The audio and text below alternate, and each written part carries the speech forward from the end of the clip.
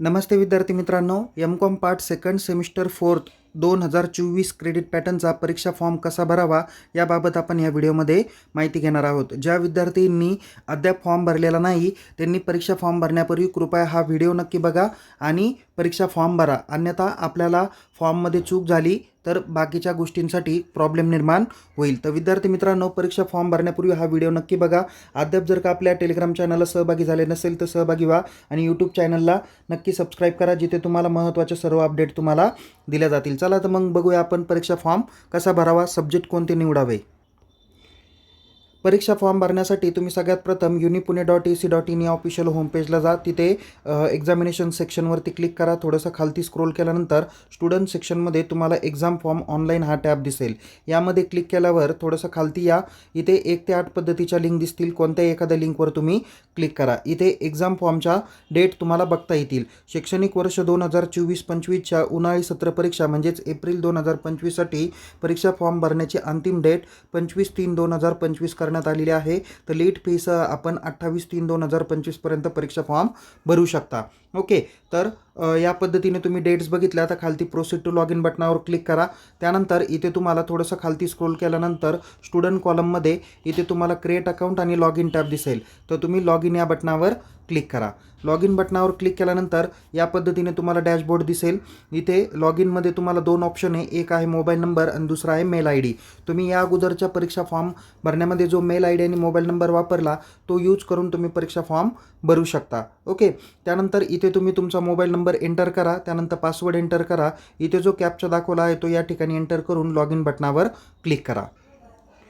इथे बघा, log in बटनावर क्लिक केल्यानंतर स्टुडंट प्रोफाईल सिस्टीममध्ये या पद्धतीचा डॅशबोर्ड बघायला भेटेल। इथे थोडंसं उजव्या बाजूला आपण स्क्रोल करावं। उजव्या बाजूला स्क्रोल केल्यानंतर इथे तुम्हाला वेगवेगळे ऑप्शन्स दिसतील। सगळ्यात प्रथम तुम्ही या अपडेट ABC ID किंवा अपर ID या बटनावर क्लिक करा। तिथे जो काही तुम्हाला अपर ID वगैरे जो काही मेन्शन केलेला आहे विद्यार्थी मित्रांनो, या ठिकाणी तुम्हाला अपर ID किंवा ABC ID तुम्हाला या ठिकाणी दिसून येईल। जर का या ठिकाणी मेन्शन केलेला ID आणि आता तुम्ही डिजिलॉकरवरून काढलेला अपर ID या दोघांमध्ये जर का बदल असेल तर इथं अपर ID जो काही डिजिलॉकरवरून काढला त्याचा नंबर या ठिकाणी एंटर करा आणि सबमिट बटनावर क्लिक करा। जर का ऑलरेडी डिजिलॉकर थ्रू आत्ता काढलेला अपर ID आणि पहिला सुरुवातीला काढलेला ABC ID इथे जो काही इन्क्लूड केला तो जर का सेम असेल तर डायरेक्ट तुम्ही कॅन्सल बटनावर क्लिक करा। ओके, ज्या विद्यार्थ्यांनी अद्याप ABC ID किंवा अपर ID अपडेट केलेला नाही त्यांनी या ठिकाणी ABC ID अपडेट केल्याशिवाय त्यांना परीक्षा फॉर्म भरता येणार नाही। अपर ID कशा पद्धतीने काढावा यासाठी व्हिडिओ लिंक डिस्क्रिप्शन बॉक्समध्ये देण्यात आलेली आहे। सर्व विद्यार्थ्यांनी डिजिलॉकर थ्रू अपर ID काढा। काही विद्यार्थ्यांना तिथे प्रॉब्लेम येतो की या ठिकाणी त्यांना असा अपर IDचा टॅब दिसतो आणि इथे तुम्हाला 3 डॉट दिसतील। तर या 3 डॉट बटनावर तुम्ही क्लिक केल्यानंतर तिथे एक व्ह्यू PDF अशा नावाचा टॅब दिसेल। त्यावर क्लिक केल्यानंतर तुम्हाला आधार कार्ड सारखा दिसणारा अपर ID दिसून येईल। ओके, आणि तुम्ही जर का इथं जिथं अपर ID नाव लिहिलं त्याच्यावर जर का क्लिक केलं तर तिथे तुम्हाला ABC ID हा डाउनलोड होईल। त्याच्याकरता तुम्ही या 3 डॉटवर क्लिक करा डिजिलॉकरला, तिथे तुम्हाला अपर ID निघून जाईल। बघा विद्यार्थी मित्रांनो, इथे आपण आता ABC ID किंवा अपर ID अपडेट केलेला आहे। आता डायरेक्ट आपण काय करूया, एक्झाम फॉर्म या बटनावर क्लिक करू। ओके, त्यानंतर तुम्हाला या पद्धतीचा डॅशबोर्ड दिसतो। डायरेक्ट प्रोसीड बटनावर क्लिक करा।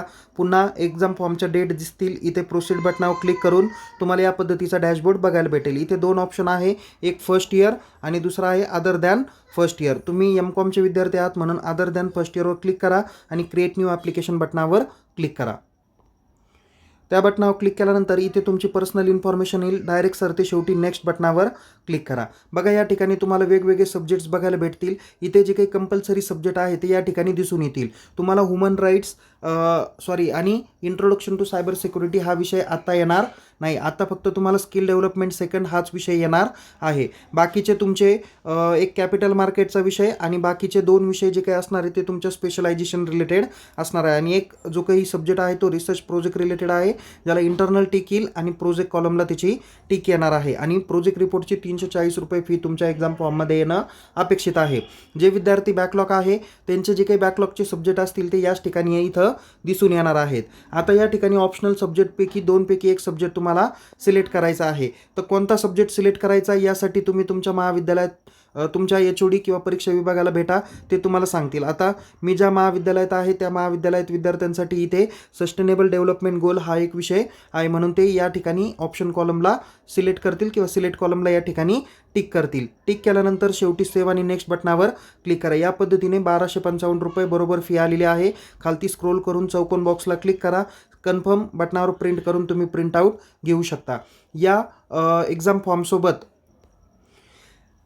बघा विद्यार्थी मित्रांनो, या फॉर्मसोबत तुम्हाला MCOM पार्ट सेकंड सेमिस्टर 3च्या रिझल्टची झेरॉक्स आणि अपर IDची झेरॉक्स तुम्हाला या ठिकाणी लागणार आहे. तर या पद्धतीने तुम्ही परीक्षा फॉर्म भरू शकता. इथे परीक्षा फॉर्ममध्ये टोटल तुमचे 6 विषय येणं अपेक्षित आहे. खालती स्क्रोल केल्यानंतर इथे सेकंड नंबर पेजला तुमचं प्लेस डेट येईल आणि इथं सिग्नेचर ऑफ कॅन्डिडेट येऊन जाणार आहे. तुम्ही त्याच्यावर साईन करून हा फॉर्म तुमच्या महाविद्यालयात परीक्षा विभागात किंवा संबंधित विभागामध्ये ॲडमिनिस्ट्रेशन डिपार्टमेंटमध्ये फीसह जमा करणं अपेक्षित आहे. ओके, या पद्धतीने तुम्ही परीक्षा फॉर्म भरू शकता. बॅकलॉग विद्यार्थी, रेग्युलर विद्यार्थी त्यांचे जे काही सब्जेक्ट्स आहेत ते एकाच फॉर्ममध्ये येणार आहे. रेग्युलर विद्यार्थ्यांसाठी 1255 रुपये फी आहे, तर बॅकलॉग विद्यार्थ्यांसाठी थोडीशी जास्त रुपये फी येणार आहे. विद्यार्थी मित्रांनो, तुम्हाला प्रोजेक्ट रिपोर्ट आहे, तर प्रोजेक्ट रिपोर्ट कसा करावा एक टेंटेटिव्ह गाईडलाईन्स संदर्भातला व्हिडिओ तुम्हाला आपल्या यूट्यूब चॅनलला बघायला भेटेल. तो व्हिडिओ काळजीपूर्वक बघा आणि त्या पद्धतीने प्रोजेक्ट रिपोर्ट करा.